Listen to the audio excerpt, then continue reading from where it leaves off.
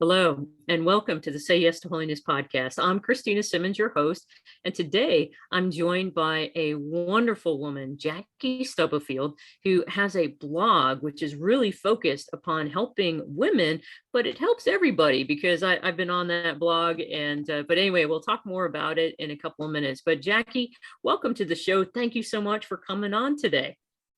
Well, thank you so very much for having me. It's always a pleasure to, we were talking beforehand, and I think you made a very appropriate observation that we have a joint endeavor in helping people come to know God, especially through his word. And it's something that I love, to delve into scripture. And I saw what you're doing on your blog, and I wanted to point other people towards it, but particularly because you have a particular niche, a particular focus about what you're trying to do. So would you be willing to share a little bit about how it is that you're trying to help women and what your goal and what your hope is? Well, I want to help other women be able to know that they can go to God's word, go to God, talk to him about different stresses in their life. Especially grief can be a big obstacle to overcome. Mm-hmm. And I want them to be able to have joy in that time, not just all sorrow. And it doesn't mean that you're not going to cry. And, that's okay. That's normal. And God understands that. But we can have joy at the same time. And so that's what I want for the women that come to my blog. That's beautiful. Today, a lot of people, and you kind of alluded to it, a lot of people think that you can't have joy in the midst of grief, that it's either one or the other. And so could you share a little bit maybe about from your own journey that's kind of helped you come to this realization? Sure. We have gone through quite a bit, and I say we because it's been all of us, especially my daughter, because she lost her husband about 7 years ago, and he had Hodgkin's as a teenager, and then it came back after they were married in 2004. We've nearly lost him a couple of times. He had leukemia. And then because of the chemo, he had a heart attack. Well, he did okay through that. And then a little bit later on, he had a massive heart attack. And this was due to the chemo. So there was a lot in that journey with Stephen. When he had the massive heart attack, he then had to have an LVAD. I don't know if you're familiar with that, but it's a left ventricular heart pump. Okay. So they implant it into the heart, and you have to wear an apparatus, outside to control the battery. So he went through that, then had to have that replaced. And then after he overcame that, he's had a seizure. And then the seizure, he had another seizure, was in Home Depot, fell back and had a major brain bleed, and he passed away. So she had that, we had that. My mother and my father both passed away. And then in 2019, my granddaughter, 21-year-old granddaughter, had an accident in a four-wheeler. And it was overturned, and it fell on top of Anna. And this was Christy's daughter. So anyway, that caused her to stop breathing. We don't know how long she was, without oxygen before she got help. they took her to they did resuscitate her. They took her to the hospital and told us that if she made it, she would be in a vegetative state. Mhm. And she did make it, and that was true. And she was that way for about 4 or 5 months. Mm. And we stayed with her during the day, and we had her in a nursing home because we could not handle Right. everything that she needed. And then she went into the hospital with an illness, and the doctor in attendance did a brain scan, and we found out that there was no cognition above the brain stem. Mhm. So the infectious disease doctor told us that she would be susceptible to infections, and Mhm. all of the time. Right. And the atrophy would had already begun, and it would continue to go at a fast rate. Mhm. So my daughter put her in hospice, Mhm. and about a month or so later, she passed away. Mhm. So that was a very trying time. Mhm. And the thing that we learned was that even though all of that was going on, God gave us the strength each day to do what we needed to do. Mhm. And we had joy Mhm. through that time because we were depending on Him and not ourselves. Mm. We both would have been basket cases probably if it had not been for the Lord. Mhm. So she and I talked after, Anna passed away. And this was right when COVID started. Yeah. So that was even more trying. Mhm. So we talked about what could we do, to help other women or men Mhm. realize that God is a personal God, that Mm. He is there for all of us that trust in Him, and that He will give us the strength to do what we have to do. And at the same time, we can have joy in that experience. Mm. And, you get to, especially like with Anna and her being like that for so long, Mhm. it also builds your memories Mm. and your love for her. Mhm. It blossoms. Right. Yeah. So that's what I want to share. Mm. Well, it's a beautiful witness. As you were kind of going through all of what was happening, especially, with your daughter's husband and his struggles.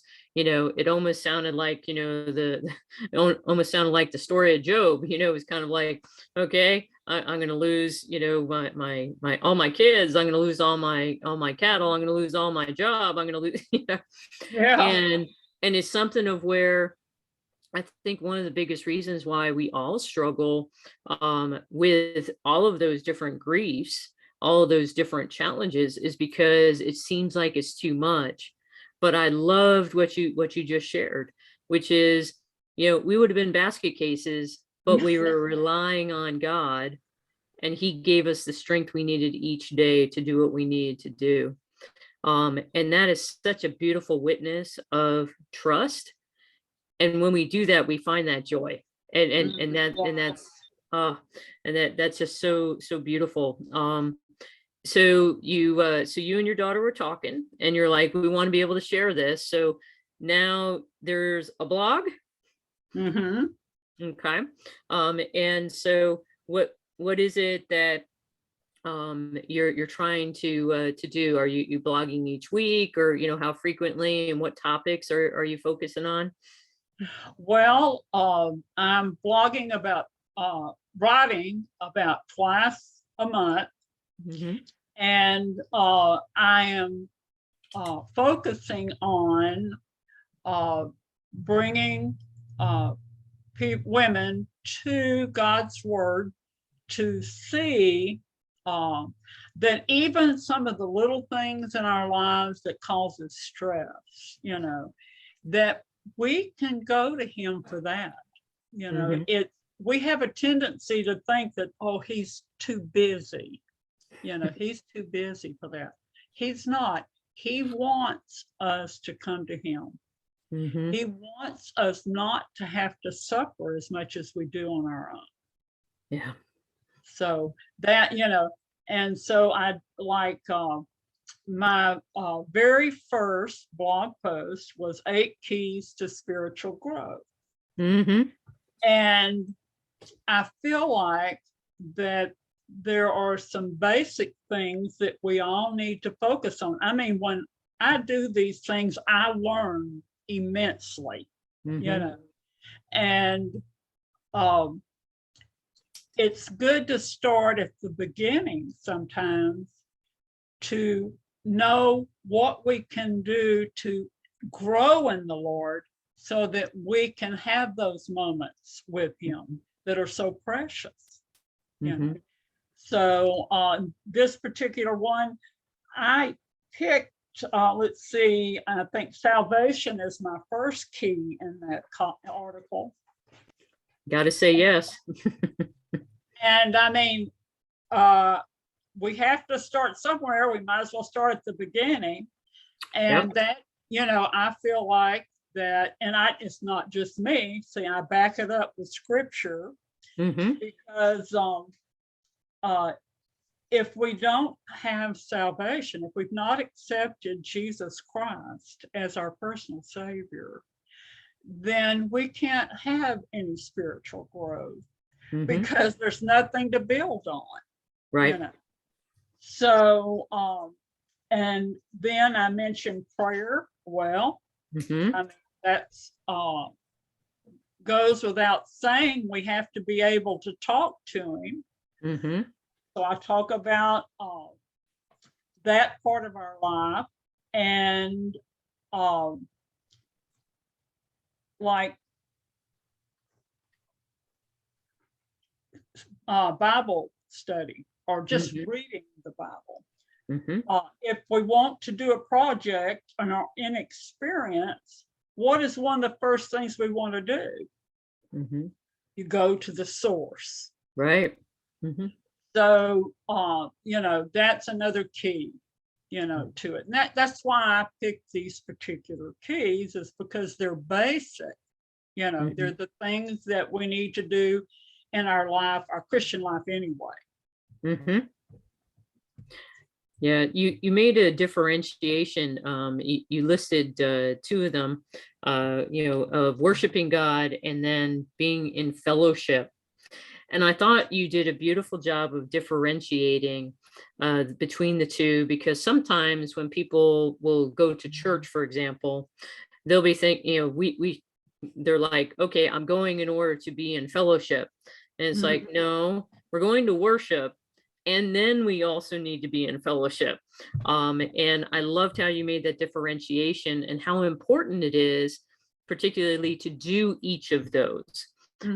So I know that, so I'm Catholic, and many times people will talk about, well, I go to mass and, and that's when I see my friends. And it's like, no, we go to mass, so we worship God, and then we get to see our friends and being in relationship with them. In fact, today's scripture, within the liturgical year of the church, there's particular verses that are associated each day. And the gospel story today was about Jesus, preaching, and he's teaching, and his mother, Mary, and his brothers show up, and they're like, hey, your mom and your brothers are out there. And he turns and he says, who are my brothers? Who is my mother? It's those who hear the word of God and do it. That's right. And that's something that so often we forget, that we can't just hear it, but we also have to do it. And so it's beautiful what you're trying to help people do with your blog. What have you found for your own journey, what have you found to be the most challenging or even rewarding thing about doing this blog for the last couple of years? One of the most rewarding things is knowing that my experiences can really help somebody else. Mm. But one of the challenging things is keeping up with everything. You know? Yeah. And the personally, a rewarding thing for me is in studying the Word. And as I'm writing these, I'm learning so much more for myself too. Mm. It's very beneficial, Mm-hmm. you know. And it also it challenges me sometimes to say, "Oh, you're not doing that." Mm-hmm. The Lord has said that's something that we should be doing. Mm-hmm. And so then I try through a lot of prayer, because it's His strength Mm-hmm. that helps me do what I'm supposed to do. Because Amen. if I leave it up to Jackie, we'll be in a lot of trouble, you know. So I have to depend on Him. So whenever there's something that I'm admonished that I need to do, I go to Him in prayer. Mm-hmm. Ask Him daily to help me overcome that. Yeah.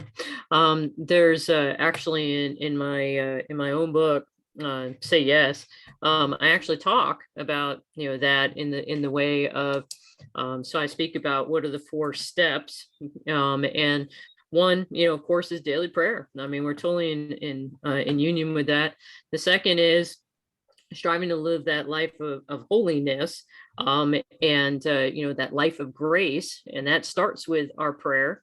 As Catholics, we can also call upon His grace in the sacraments, but it's something of where all of us receive that grace in relationship with Him. And then that third piece is, as you said, to be convicted and to have that continuous conversion. And so our response should be then to strive to grow in virtue each day. So my response should be, God just said, hey, Christina, you shouldn't be judging. You shouldn't be comparing. You shouldn't be doing these things. And then, so what's my response? Well, my response is, okay, Lord, let me be more charitable. Let me grow in charity today by, when I start to judge, praying for that person instead. And it's that one small, concrete, doable resolution that helps me grow in virtue. So then I'm responding to His grace even more. And then the fourth one, just as an aside, is growing in trust. And your own journey is a beautiful witness of growing in trust of our Lord. And that's awesome. How do you think your work, you're doing, you alluded to it in saying that your own study in the Word has been helping you grow. So how do you think it's helped you in a specific way in growing closer to God? Well, one thing, it's helping me in my love for others. Mm-hmm. I think, I was very aware of grief and pain during those times. But getting into scripture and studying and writing about that brings it even more to life, and how much I want to give that to someone else. I want to take that good part of my experience and show it to others, so that they don't have to suffer quite as much as they do sometimes. Mm-hmm. So I think that, and other things, it brings to light uh, uh, different areas in my relationships Mhm. where I can do a much better job Mhm. than what, that Yeah. I have done. So there's a lot, I mean, it touches on every area of life. Mhm. And that's the thing about the Bible that is so Mhm. wonderful, is that it's there for every part of your life. It's not compartmentalized. Here's God on Sunday. No, God is there every day, and He wants you to have that relationship with Him. Mhm. He wants it. And you have to go to Him, though. He's not going to hit you over the head with it. So, Well, I don't know. I might disagree a little bit on that one because he's reached out and hit me upside the head a couple of times. But yeah, well, I agree. I agree. He's never going to force us.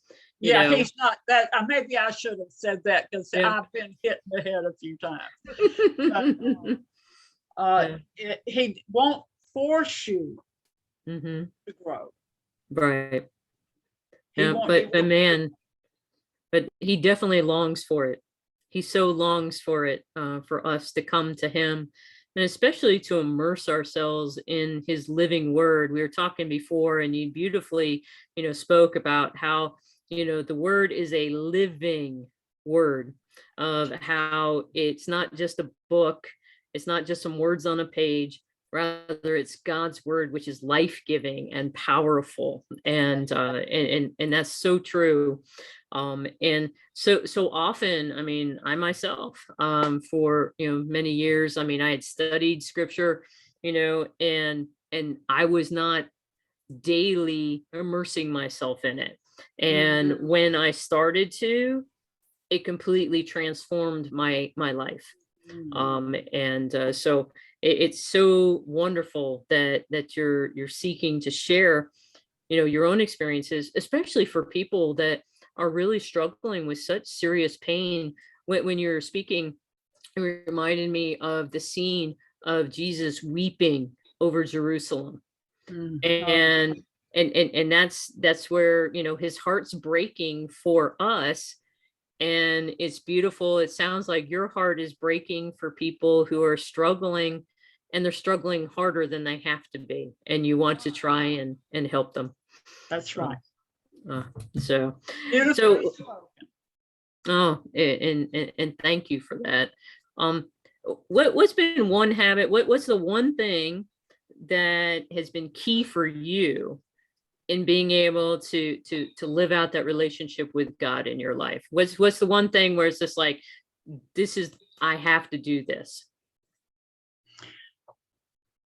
Well, I came to know the Lord when I was 7, Mm, and He has always been there. I've not always been there, you know, uh, but I've always had that compulsion in my life that the Lord wanted me to be obedient mm, and to live His way and mm-hmm, not. And I mean, I'm like everybody else. I've gone off on my own journey at times, and but I always come back, and I've been steady with it for many years now.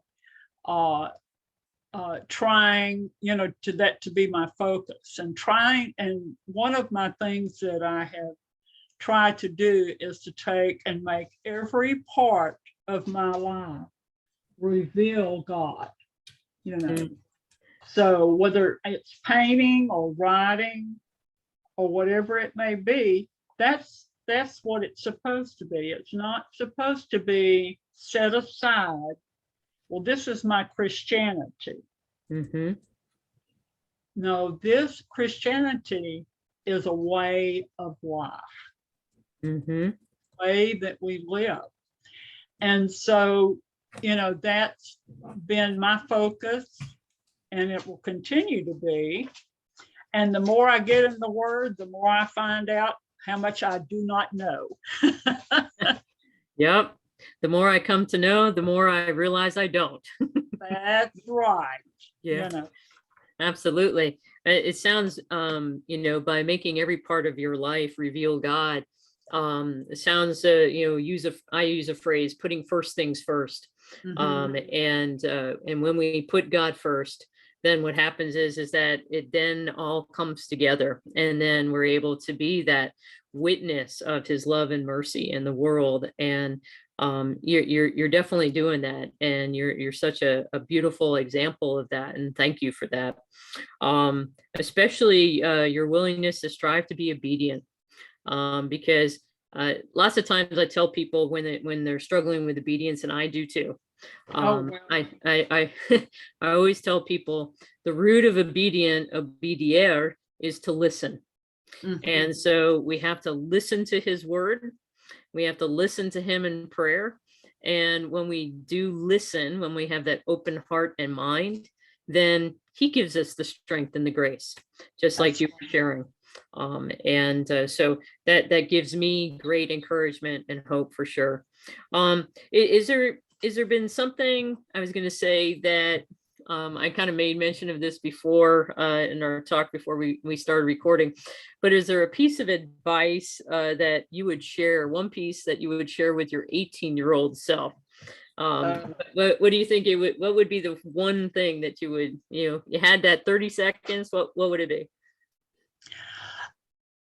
I'm afraid it would be the same thing. It would be, Jackie, why haven't you listened to the Lord? Why did you let yourself get in that big mess when you didn't have to? If you would have just listened to him. And I think that's what I think about a lot of times. I'll think, oh, why did I let myself do that? Why was I not friendly? I'll even think about that to some person, You weren't listening.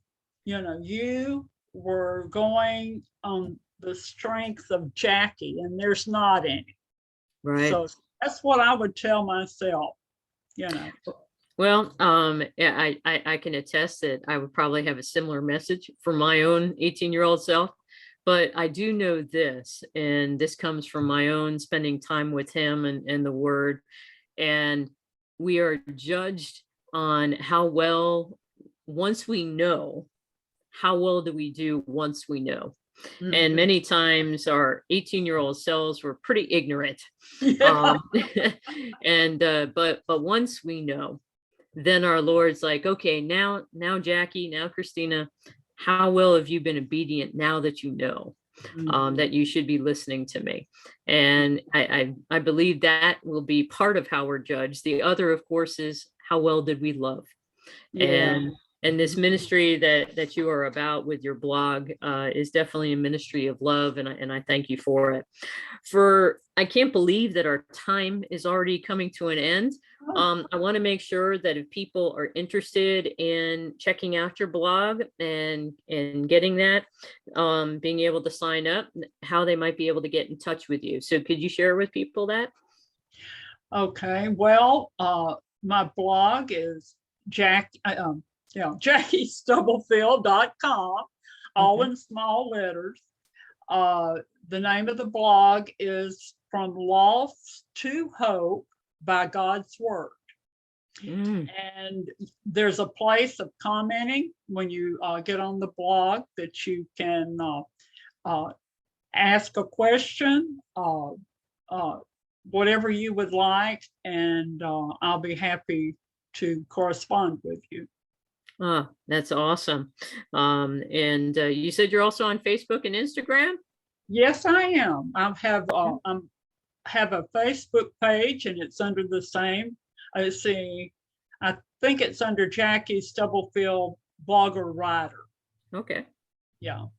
All right. And then I have an Instagram, and it's under Jackie Stubblefield. Okay, super. Well, awesome. Well, I encourage people, especially if you're going through some difficult times right now, and you're trying to find some encouragement, you're seeking how can I find joy in the midst of what is very painful or challenging, that you go and check out Jackie's blog and her writings and see whether or not her pointing you to God's word doesn't help you be able to hear his word and be obedient to it, so you can find that joy that he desires for you. But Jackie, thank you so much for coming on the show. I very much appreciate it. And any final words or thoughts before we end? Just remember that God loves you, that he wants you to come to him, that you are precious to him. Such beautiful words. And thank you so much, because even though right now I'm not going through something that's really, really painful, hearing that is a great gift to me too. So thank you for sharing that. Well, thank you for having me. Not at all. It's been a great joy.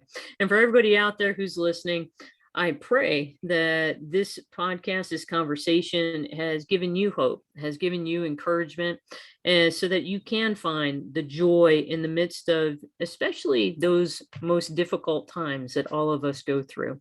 Know that there is hope, and you can reach out to Jackie and check out her blog for more. But in the interim, know my continued prayers for you, that you may be able to do whatever it takes so that together we can tell the master of death, not today.